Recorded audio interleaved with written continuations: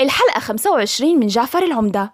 عايدة بعد ما سابت بيت جعفر وقعدت بشقة بنت خالتها اتفاجأت بخبط الباب، ودخلوا عليها ستات وصاروا يضربوها ببطنها ويخبطوها. هيدول الستات دلال بعتهم لحتى تسقط البيبي، لأنه لو عايدة حملت ونرجس وسوريا لعبة دلال رح تنكشف، رح تبقى هي الوحيدة يلي ما بتخلف، وساعتها جعفر رح يشك فيها ورح يعرف أصلاً إنه هي ما كانت حامل. فدلال قالت لنفسها إنه هي لازم تخلص من يلي ببطن عايدة مشان جعفر ما يقدر يخلي وحدة فيهم تحمل مرة تانية.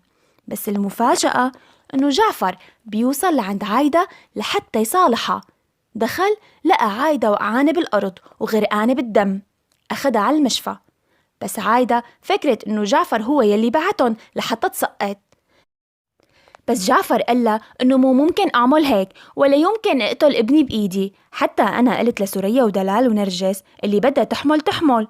وبيزعل كتير ومو عارف ليش هيك عم يصير معه. ولما بيروح على البيت بيحلف على سوريا ونرجس إنه ما يخلفوا أبدا وما يجيبوا سيرة الحمل مرة تانية. وبيقلن إنه في ستات راحت لعند عايدة وسقطوها. نرجس بتبكي وبتقول يا ربي نحن ما صدقنا إنه أنت رضيت وخليتها تحمل، وبتقول إنه نحن ما إلنا نصيب أبداً. ودلال بتعمل حالة بريئة وما عملت شي، وبتقلن إنه مو قلتلكن هاد يلي خايفة منه، لهيك أنا قلت إنه ما رح أحمل مرة تاني. بس جعفر بده يفهم عايدة الحقيقة، وهي بتبدأ تصدقه، بس بتضل زعلانة من يلي صار، وكانت تتمنى إنه يتم الحمل. صفصف بتبدأ تشك لما حكت مع جعفر وقالت له إنه في شي غلط، هي كل وحدة من ستاتك بتحمل وبتسقط فوراً. وبتتذكر إنه نرجس وسوريا قالوا إنه بدهم يحملوا، بس دلال الوحيدة اللي قالت إنه ما بدها تخلف. فبتستغرب من كلامها لأنه نرجس حملت وسقطت قبل، وحتى سوريا يلي ابنها انخطف كانت بدها تحمل مرة تاني. جعفر يوم عن يوم عم يتعلق بسيف، خصوصاً بعد ما عايدة سقطت، وبيبقى متأكد وحاسس من جواته إنه سيف هو ابنه. والشك اللي عنده بيزيد من ساعة ما شاف بلال شامة. عايدة بعد ما تتحسن بتروح لعند بنت خالتها وبتقلها إنه جعفر قال لي إنه ما دخله باللي صار. بس بنت خالتها بتقلها لا تصدقيه وانتي مو عارفة جعفر منيح. شوقي بيهدد دلال بعد ما ورجاها صورته مع بلال شامة، وعرفت إنه ما مات وخايفة كتير ما يفضحها.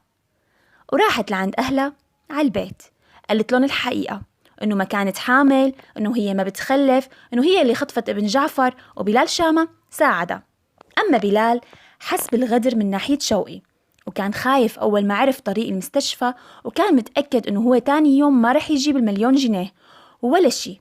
وأول ما رح ياخد المعلومة رح يقتله، مثل ما كانت دلال اخته رح تعمل. لما طلع الموبايل فهم لحاله إنه هو رح يحكي مع جعفر، وقال له إنه لساته عايش لحتى يزله ويقله على ابنه.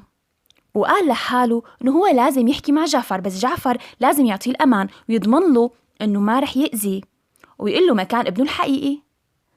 اتصل بصادق صاحبه وقال له يجي يساعده ويطلعه من المشفى. ولما وصل شوقي ما لقى بلال، سأل عليه وقلب عليه المشفى، بس ما عرف مكانه، وكان خايف كتير ومو عارف كيف يتصرف مع جعفر، لأنه هو معشمه إنه بيعرف محل بلال ومكان ابنه. وآخر مشهد ساعدة الخدامة رح تلاقي إنه كل مصلحتها ضاعت لما انطردت من بيت صفصف، وكمان ما أخدت شي من شوقي. ففكرت إنه تروح لعند صفصف وتقلها على كل شي وتقلها الحقيقة، وإنه كانوا يعطوها المصاري وكيف ورطوا لجعفر بقضية المخدرات. وهيك صفصف بتزيد شكوكها كل يوم. وكمان شكت بدلال لما نرجس قالت لها إنه هي شافت دلال طالعة من بيتهم القديم عند شوقي وإخواتها وبتتنصت عليها وهي بتحكي على التليفون لحتى تعرف شو القصة